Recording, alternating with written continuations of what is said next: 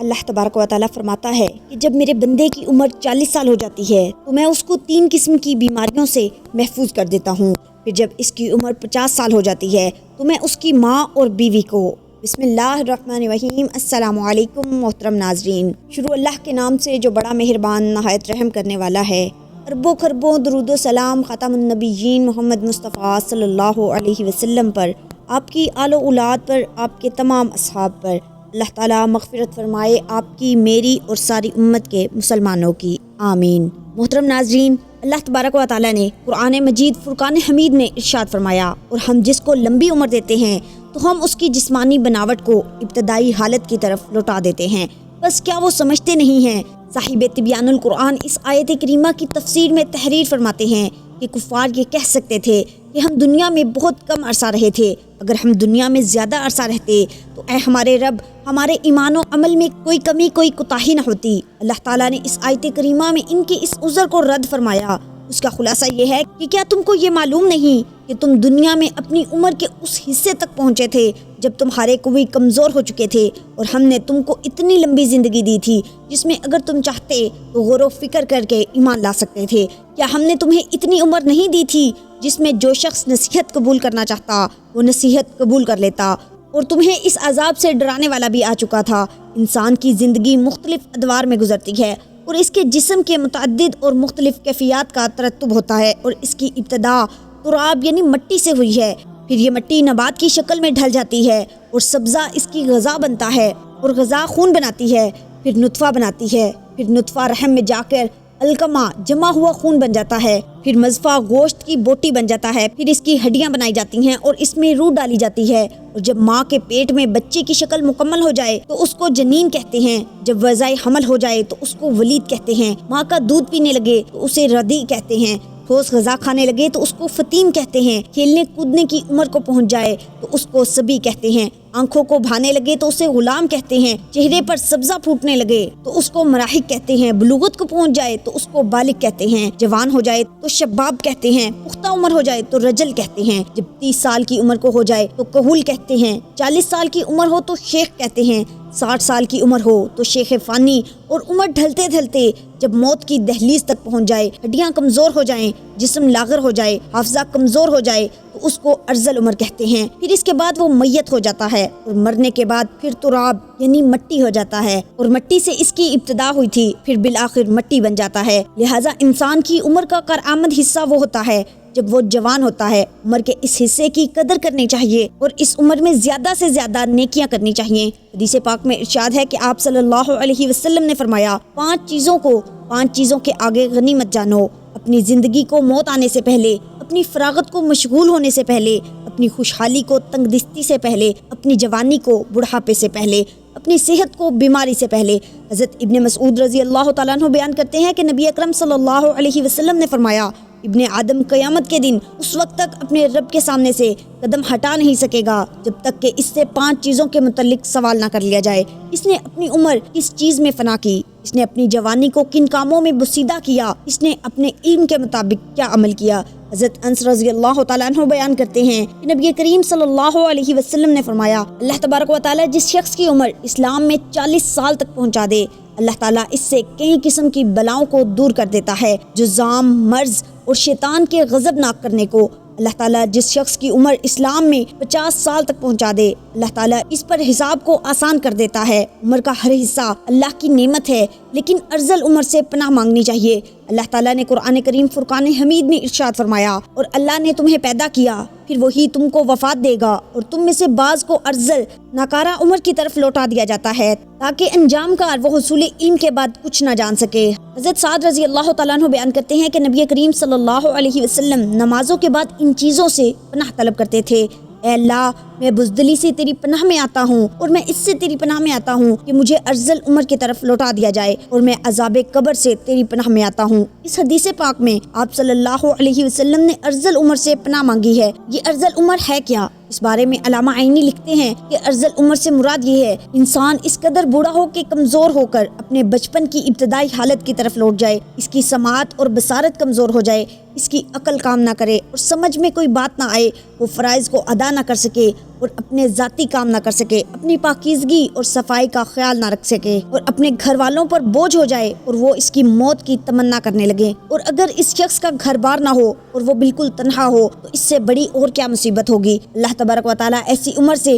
ہم سب کو محفوظ فرمائے۔ یہ عام لوگوں کا حال ہے کہ 40 سال کے بعد ان کا دور انحطاط شروع ہو جاتا ہے، ان کے اعصاب کمزور ہو جاتے ہیں۔ جن لوگوں پر اللہ تبارک و تعالیٰ کا خصوصی کرم ہوتا ہے جیسے علماء اور اولیاء اللہ، وہ 60 سال کے بعد بھی مضبوط اور توانا رہتے ہیں اور ان کے حواس قائم رہتے ہیں۔ حضرت عطا نے حضرت ابن عباس رضی اللہ تعالیٰ عنہ سے روایت کیا ہے کہ سورہ نحل کی آیت میں ارذل عمر کا جو تذکرہ ہے مسلمانوں کے لیے نہیں ہے۔ مسلمانوں کی عمر جس قدر زیادہ ہوتی جاتی ہے، اللہ تعالیٰ کے نزدیک اس کی عزت اور کرامت بڑھتی جاتی ہے، اس کی عقل اور معرفت بھی زیادہ ہوتی جاتی ہے۔ اور حضرت اکرمہ رضی اللہ تعالیٰ عنہ نے کہا جو قرآن کریم کی تلاوت کرتا ہے وہ ارذل عمر کی طرف نہیں لوٹایا جاتا۔ محترم ناظرین، ایک دفعہ ایک شخص حضرت علی رضی اللہ تعالیٰ عنہ کی خدمت میں حاضر ہوا اور ان سے سوال کیا۔ اس نے کہا کہ میرے بال سفید ہو جاتے ہیں اور اس کا مقصد کیا ہے؟ حضرت علی رضی اللہ تعالیٰ عنہ نے فرمایا جب حضرت آدم علیہ السلام زمین پر آئے وہ بوڑھے ہونے لگے اور ان کے بال بھی سفید ہونے لگے، اور جب پہلی مرتبہ حضرت آدم علیہ السلام نے اپنے بالوں کو سفید ہوتے دیکھا تو اللہ تبارک و تعالیٰ سے عرض کی، اے میرے اللہ میرے بال سفید کیوں ہو رہے ہیں؟ تو اللہ تبارک و تعالیٰ نے فرمایا بالوں کا سفید ہونا بڑھاپے، بزرگی اور تجربات میں فروانی کی طرف اشارہ ہے۔ انسان کا بوڑھا ہونا انسان کو نفسیاتی خواہشات سے دور کرتا ہے اور اس بات کو واضح کرتا ہے کہ اس شخص کے پاس زندگی میں تجربات ہیں جس سے مشورہ لے کر آپ اپنے فیصلوں کو بہتر بنا سکتے ہیں۔ اس سے زیادہ بوڑھوں کے مشورے اللہ تبارک و تعالیٰ زیادہ پسند کرتا ہے، یعنی بوڑھوں کے پاس جو تجربات ہوتے ہیں وہ مشورہ اچھا دیتے ہیں اور اللہ تعالیٰ بھی ان مشوروں کو پسند کرتے ہیں۔ اسی طرح بالوں کے احکامات کے حوالے سے آپ کو یہ بھی بتاتے ہیں کہ سفید بالوں کو اکھیڑنا چاہیے یا نہیں، یا پھر بالوں کو رنگ کرنا چاہیے یا نہیں۔ عمر بن شعیب رضی اللہ تعالیٰ عنہ روایت کرتے ہیں کہ نبی کریم صلی اللہ علیہ وسلم نے فرمایا سفید بالوں کو نہ اکھیڑو کیونکہ بڑھاپا بالوں کا سفید ہونا مسلمانوں کے لیے نور ہے۔ جو شخص حالت اسلام میں بڑھاپے کی طرف قدم رکھتا ہے، جب کسی مسلمان کا ایک بال سفید ہوتا ہے تو اس کی وجہ سے اللہ تبارک و تعالیٰ اس کا ایک گناہ مٹا دیتا ہے اور اس کی ایک نیکی لکھ دیتا ہے اور اس کا ایک درجہ بلند کر دیتا ہے۔ اسی طرح یہ حدیث مختلف کتابوں میں بیان کی گئی ہے۔ احادیث کی جو کتابیں ہیں ان میں بھی ان کو بیان کیا گیا ہے۔ اب دوسری بات کرتے ہیں کہ سفید بالوں کو رنگنا چاہیے یا نہیں۔ بالوں کو رنگنا خضاب کہلاتا ہے۔ نبی کریم صلی اللہ علیہ وسلم نے سفید بالوں کو رنگنے کا حکم دیا ہے۔ سیدنا ابو ہریرہ رضی اللہ تعالیٰ عنہ روایت فرماتے ہیں کہ نبی کریم صلی اللہ علیہ وسلم نے فرمایا،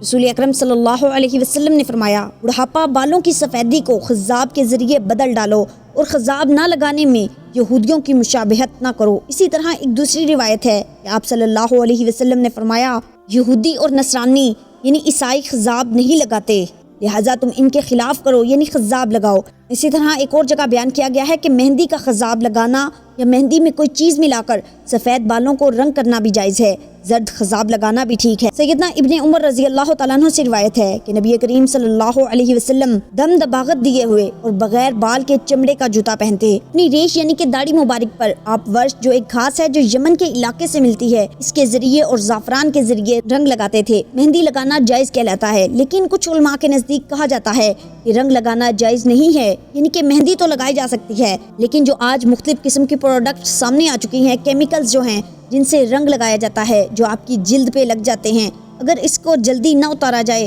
تو آپ کی وہاں سے جلد بھی کالی دکھائی دیتی ہے۔ اسی طرح حدیث سے معلوم ہوتا ہے کہ آپ صلی اللہ علیہ وسلم نے بعض دفعہ سرخ اور بعض دفعہ زرد رنگ کا خضاب لگایا ہے۔ حدیث مبارکہ میں نبی کریم صلی اللہ علیہ وسلم کے بالوں کو رنگنے کا بھی ذکر ہے۔ اسی طرح سفید بالوں میں سیاہ خضاب لگانا جائز ہے یا نہیں، اس حوالے سے بھی آپ کو بتاتے ہیں۔ سیدنا جابر بن عبداللہ رضی اللہ تعالیٰ عنہ سے روایت ہے کہ فتح مکہ کے دن سیدنا ابو بکر صدیق کے والد ابو قحافہ کو لایا گیا، ان کے سر اور داڑھی کے بال سفید تھے۔ نبی کریم صلی اللہ علیہ وسلم نے فرمایا اس کا رنگ بدلو اور کالے رنگ سے بچو۔ اسی طرح ایک اور روایت ہے کہ سیدنا عبداللہ بن عباس رضی اللہ عنہ سے روایت ہے نبی کریم صلی اللہ علیہ وسلم نے فرمایا ایسی قومیں آخر اس زمانے میں آئیں گے جو کبوتر کی پپوتوں کی طرح کالے رنگ کا خضاب کریں گے، وہ جنت کی خوشبو تک نہ پائیں گے۔ اس سے یہ واضح ہوتا ہے کہ کالا رنگ نہیں کرنا چاہیے، جو مختلف مہندی وغیرہ ہے وہ لگا لینی چاہیے۔ سیدنا ابن عمر رضی اللہ تعالیٰ عنہ سے روایت نبی کریم صلی اللہ علیہ وسلم نے غذا سے منع کیا ہے، غذا کی 4 اقسام ہوتی ہیں۔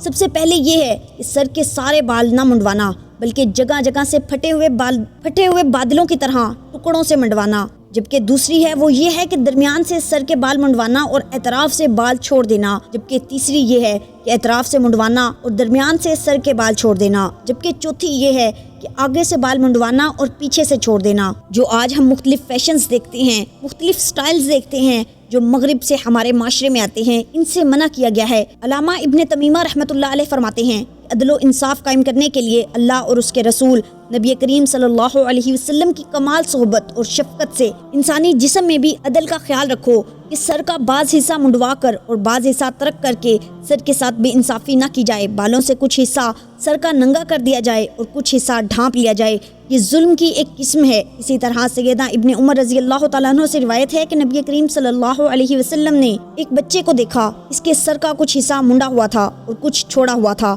تو آپ صلی اللہ علیہ وسلم نے ان کو ایسا کرنے سے روکا اور فرمایا تم اس کا سارا سر منڈواؤ یا سارا سر چھوڑ دو۔ اس حکم میں جوان، بوڑھے اور بچے تمام لوگ ہی شامل ہیں۔ صرف بچوں کی تشخیص کی کوئی دلیل نہیں ملتی، سائنس نے بھی مختلف ریسرچ کی ہیں اور ان کے مطابق سر کے بالوں کے سفید ہونے کے 6 اسباب ہیں۔ پہلی وجہ ہے کہ وراثت میں یعنی کہ آپ کے باپ دادا سے چلتا ہوا آتا ہے، یعنی گنجا پن یا سفید بال۔ دوسری وجہ یہ ہے کہ آٹو امیون امراض جو کہ ایک بیماری ہے، اس کی وجہ سے بھی یہ ہوتا ہے۔ تیسری وجہ ہے آلودہ ماحول یعنی کہ گندگی کی وجہ سے بھی انسان کے جو بال ہیں وہ سفید ہوتے ہیں۔ اور چوتھی وجہ ذہنی تناؤ ہے، یعنی کہ انسان جب زیادہ سوچتا ہے یا ڈپریسڈ رہتا ہے، یعنی ذہنی تناؤ کا شکار ہوتے ہیں، اس کی وجہ سے بھی سر کے بال سفید ہو جاتے ہیں۔ پانچویں وجہ سگریٹ کے دھوئیں کی ضد میں رہتا ہے، یعنی کہ آپ کے ارد گرد سگریٹ رہے، اس کا دھواں رہے یا آپ خود بھی سگریٹ پیتے رہیں، اس کی وجہ سے بھی بال سفید ہوتے ہیں۔ چھٹی وجہ یہ ہے کہ عمر کی وجہ سے بال سفید ہوتے ہیں۔ حضرت ابو ہریرہ رضی اللہ تعالیٰ عنہ فرماتے ہیں کہ میں نے نبی کریم صلی اللہ علیہ وسلم کو فرماتے ہوئے سنا ہے کہ جس مسلمان کے بال سفید ہوں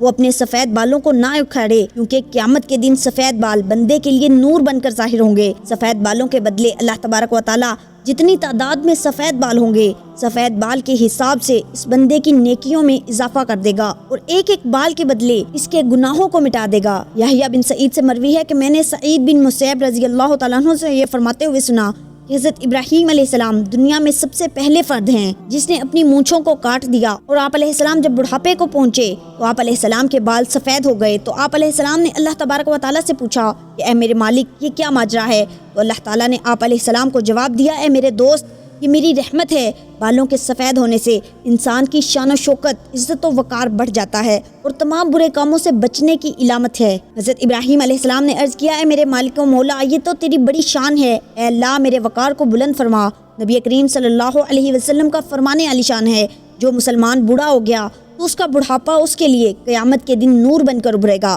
ایک بندے نے نبی کریم صلی اللہ علیہ وسلم سے عرض کی، اے اللہ کے نبی لوگ سفید بالوں کو اکھاڑ دیتے ہیں۔ اس کا جواب سن کر آپ صلی اللہ علیہ وسلم نے فرمایا، جو بندہ اپنے سفید بالوں کو اکھاڑتا ہے تو اس نے قیامت کے دن اپنے نور کو ختم کر دیا ہے۔ حضرت ابو بکر صدیق رضی اللہ تعالیٰ عنہ فرماتے ہیں، ایک دفعہ ایک آدمی نبی کریم صلی اللہ علیہ وسلم کی بارگاہ میں پیش ہوا اور کہنے لگا، اے اللہ کے رسول صلی اللہ علیہ وسلم ہم میں سے کون سا بندہ بہتر ہے؟ تو آپ صلی اللہ علیہ وسلم نے فرمایا کہ جو بندہ بڑھاپے میں پہنچ گیا اور اس کی نیکیاں بہت زیادہ ہیں وہ سب سے بہتر ہے۔ اس نے پھر دریافت کیا کہ یا رسول اللہ سب سے برا شخص کون ہے؟ آپ صلی اللہ علیہ وسلم نے فرمایا، جو بڑھاپے میں گیا اور اس کے گناہ زیادہ ہوں۔ حضرت انس بن مالک رضی اللہ تعالیٰ عنہ سے روایت ہے کہ نبی کریم صلی اللہ علیہ وسلم نے فرمایا کہ بچہ جب تک بالغ نہیں ہوتا اس کے نیک عمل اس کے والد یا والدین کے حساب میں لکھے جاتے ہیں، اور جب کوئی برا عمل کرے تو نہ وہ اس کے حساب میں لکھا جاتا ہے اور نہ والدین کے۔ پھر جب وہ بالغ ہو جاتا ہے تو قلم اس کے لیے جاری ہو جاتا ہے، اور 2 فرشتے جو اس کے ساتھ رہنے والے ہیں ان کو حکم دے دیا جاتا ہے کہ اس کی حفاظت کریں اور قوت بہم پہنچائیں۔ جب حالت اسلام میں 40 سال کی عمر کو پہنچ جاتا ہے تو اللہ تعالیٰ اس 3 قسم کی بیماریوں جنون، جزام اور برس سے محفوظ کر دیتے ہیں۔ جب 50 سال کی عمر کو پہنچتا ہے تو اللہ تعالیٰ اس کا حساب ہلکا کر دیتے ہیں۔ جب 60 سال کو پہنچتا ہے تو اللہ تعالیٰ اس کو اپنی طرف رجوع کی توفیق دیتے ہیں۔ جب 70 سال کو پہنچتا ہے تو سب آسمان والے اس سے محبت کرنے لگتے ہیں، اور جب 80 سال کو پہنچتا ہے تو اللہ تعالیٰ اس کی حسنات کو لکھتے ہیں اور سیئات کو معاف فرما دیتے ہیں، اور پھر جب 90 سال کی عمر ہو جاتی ہے تو اللہ تعالیٰ اس کے سب اگلے پچھلے گناہ معاف فرما دیتے ہیں اور اس کو اپنے گھر والوں کے معاملے میں شفاعت کرنے کا حق دیتے ہیں اور اس کی شفاعت قبول فرماتے ہیں، اور اس کا لقب امین اللہ اور اسیر اللہ فی الارض یعنی زمین میں اللہ کا قیدی ہو جاتا ہے، کیونکہ اس عمر میں پہنچ کر عموماً انسان کی قوت ختم ہو جاتی ہے، کسی چیز میں لذت نہیں رہتی، قیدی کی طرح عمر گزار رہا ہوتا ہے، اور جب ارذل عمر کو پہنچ جاتا ہے تو اس کے تمام وہ نیک اعمال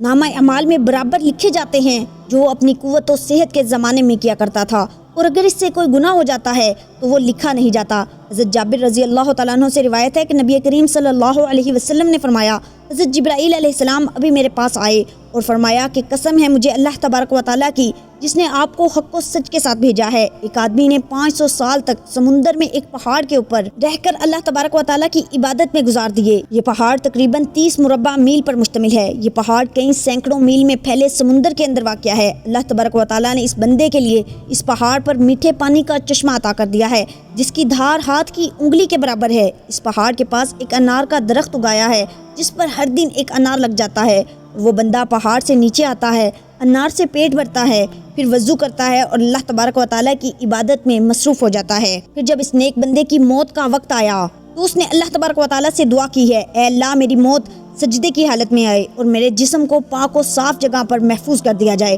اور جب قیامت کے دن دوبارہ مجھے زندہ کیا جائے تو سجدے کی حالت میں زندہ کیا جائے۔ اللہ تعالیٰ نے اس کی خواہش کو پورا کر دیا۔ ہم آسمانوں پر جاتے ہیں اور زمین پر اترتے وقت اس کو سجدے کی حالت میں ہی دیکھتے ہیں۔ روز قیامت جب اس شخص کو اللہ تبارک و تعالیٰ کی بارگاہ میں پیش کیا جائے گا تو اللہ تبارک و تعالیٰ اس کو فرمائے گا کہ اے میرے بندے میری رحمت سے جنت میں چلے جاؤ، تو یہ بندہ سوال کرے گا، اے اللہ میرے نامہ اعمال کی وجہ سے مجھے جنت میں کیوں نہیں بھیجا جا رہا؟ دوبارہ یہی قصہ ہوگا۔ پھر اللہ تعالیٰ فرمائے گا جا بندے میری رحمت سے جنت میں چلا جا۔ پھر بندہ کہے گا اے میرے رب اعمال کی وجہ سے مجھے جنت کیوں نہیں عطا کی جا رہی؟ تو اللہ تعالیٰ اسے فرمائے گا کہ تجھے جو نعمتیں میں نے عطا کی ہیں اس کا اور تیرے عمل دونوں کا حساب و کتاب ہوگا۔ صرف آنکھ کی نعمت سے اس کے 500 سال کے سارے کیے گئے نیک اعمال ختم ہو جائیں گے، اور باقی سارے جسم پر جو احسان ہوں گے وہ زیادہ ہوں گے۔ اللہ تعالیٰ فرمائے گا کہ اس بندے کو جہنم میں ڈال دو۔ جب اس کو جہنم میں لے جانے کے لیے پکڑا جائے گا تو وہ بندہ کہے گا اے اللہ مجھے اپنی رحمت کے ذریعے جنت میں بھیج دو۔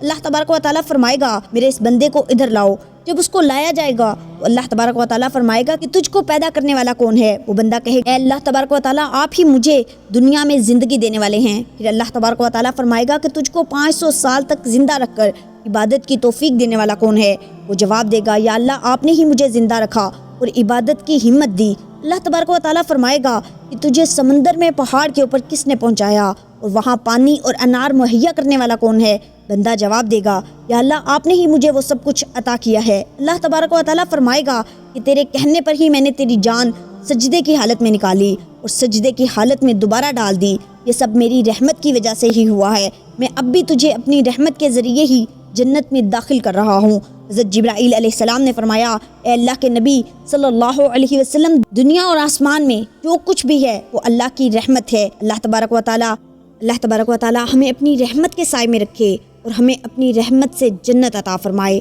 آمین۔ محترم ناظرین امید کرتی ہوں آپ کو آج کی ویڈیو پسند آئی ہوگی۔ ویڈیو اچھی لگے تو اسے لائک اور شیئر ضرور کیجیے اور کمنٹ میں اللہ تبارک و تعالیٰ کے 99 ناموں میں سے ایک نام ضرور ٹائپ کریں۔ ملتے ہیں اگلی ویڈیو میں، تب تک کے لیے اللہ نگہبان۔